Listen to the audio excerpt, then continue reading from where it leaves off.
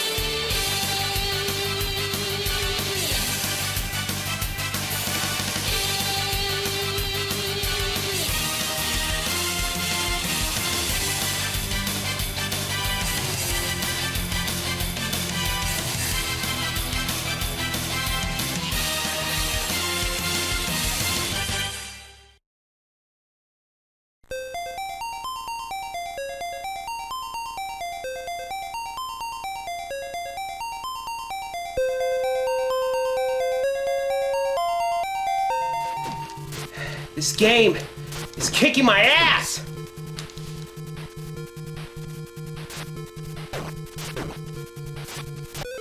Fuck! Fuck! Fuck! Fuck!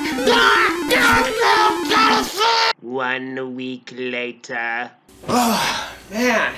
Every time I start a new year, I have to start off with a shitty game. What is wrong with me?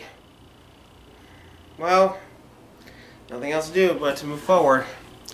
Greetings everyone, I am Thomas the Retro Nerd, reviewing the games good or bad, and, well, I decided to go back to my old roots and take on requests from you, the fans. One of them suggested I should go back to the world of laughing, joking numbnuts, aka LJN. Well, I have an LJN game right here. I hope you're happy! Well, before I talk about the game, I think it's best bet that we talk about the movies that are based off of. Seems fair, right? The Karate Kid. I remember watching this movie on TV around 10 years ago when I was getting into 80s movies. It quickly became one of my favorites. Released in 1984, the movie is about Daniel LaRusso, played by Ralph Macchio, who moved from New Jersey to the Valley with his mother Lucille. Yeah, that's right. Daniel LaRusso is from New Jersey. You know that New Jersey gets a bad reputation in media. Man, why does that show exist? Anyway, Daniel was having a good time in the Valley, meeting a girl named Allie, played by Elizabeth Shue, and he also ran into some trouble with some karate students from Cobra Kai. The most notable member is Johnny Lawrence, played by William Zabka. He used his karate skills to beat up anyone he doesn't like. Daniel gets his ass whipped by Johnny and his friends multiple times. That is until he was saved by the handyman Mr. Miyagi, played by the late Pat Morita. So Miyagi will train Daniel's son to face off the Cobra Kai students at the karate tournament, not only to prove himself, but also to gain their trust. This movie has the same feeling as Rocky. After all, it is the same director, the late John Avildsen. Instead of boxing, it's karate. Hell, Daniel reminds me of a young Rocky for some reason. Real nice, come on and move! It stinks! This school sucks, man! I shut out of here! Sucks!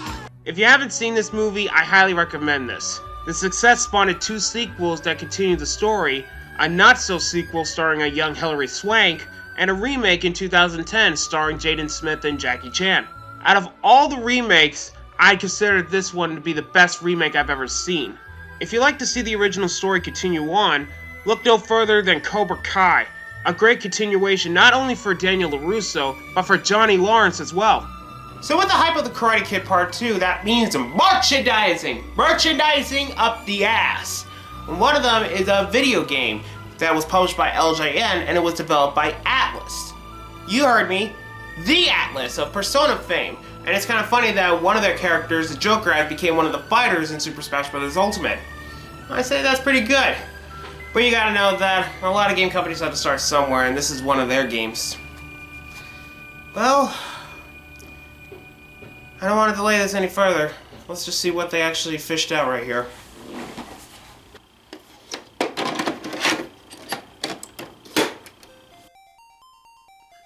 So far, the title screen is fine, and the music does fit for what's to come. Though this is just a false hope to lure you into a pile of crane shit. One-on-one? Sounds like fun! Who wants to play this with me? No one? Then fuck you too! You start the game and it begins with the karate tournament from the first movie. It's nothing to write home about, except for the fact that it looks more like a better version of Karate Champ. This level is basically the tutorial of the game. You just beat 4 opponents and you're off to Okinawa, leading into the events of the second film. This is where the game becomes a side-scroller. It's like Kung Fu, but only shittier. Why? Because the controls in this game are garbage. First off, punching and kicking are used with the A and B buttons respectively. So how do you jump in this game? To jump, you press up. Up! Look, the only reason why I would use up for jump is for a fighting game, not for a side-scroller. Stupid! Why would you make up jump? It's so stiff it makes it difficult for you to make jumps you wanted to progress, especially over mindless pits. This part sucks! Throughout the game, you do have a map telling you how far you are in the level. Well, that's fine, it's a little helpful. But that's just the small potatoes that you have. The only type of enemies you have are ninjas. They pop all over the place with no break. It's fine if I have to fight them one at a time, but when they gang up on you, that's where things go from bad to worse. Every time you get hit, you fly back. Yeah, it's that classic backwards fall bullshit that you can't avoid. Other times you fly back into a pit and fall in. Instant death. It gets worse when you get to level 3, because there's a typhoon going on. Which means you fly further when you get hit, which means a higher chance to fall in a pit. There's also birds and twigs that fly around the level. But no worries, they don't do damage in contact, though they can still fly you back. Ugh, just wanted to get up there! Ugh! Ah, fuck! Throughout parts of the levels, you will come across these runes which will take you to the bonus games. One of them is a swinging hammer. I suck ass at these. You need to know the right time when you do the drum punches in order to dodge them. Most of the time, I don't know the pattern and I just lose. Next is ice breaking based off of a short bit Daniel did in the movie. Your health bar is your maximum strength. The higher it fills, the more ice blocks you can break. Lastly, there's a fly catching game. The objective is simple. Just catch all the flies with your chopsticks before time runs out. All of them fly in a circle formation, so do your best with timing and you'll catch them. Completing each game, you'll get bonus points and extra crane kicks and drum punches depending how well you did. Oh, level 4 is where the shit hits the fan. You have to climb these hills up and down while avoiding ninjas. This time, some of them have spears which are impossible to avoid.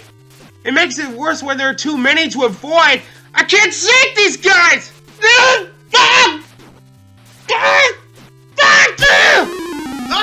Fuck!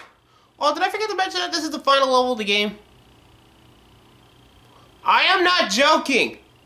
You gotta be kidding me. Only 4 levels throughout the entire game? No wonder this level is bullshit. The programmers rigged it to make it impossible to beat. Yes, I know, it's a game from 1987. That doesn't excuse how shitty this game is in the first place! Done.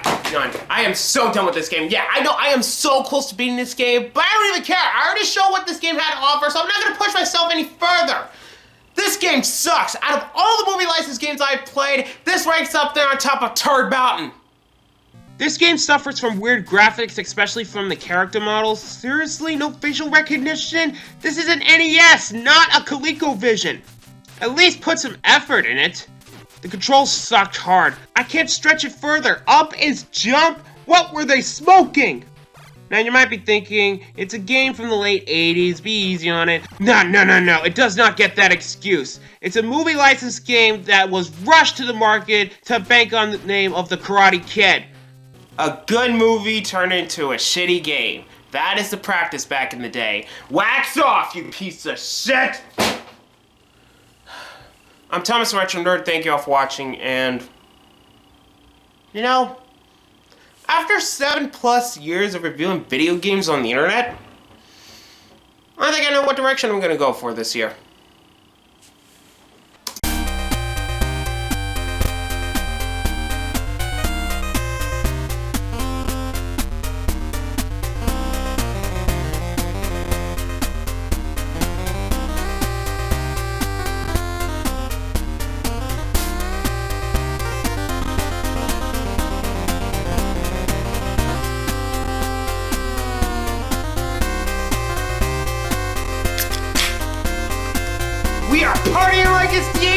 here, folks.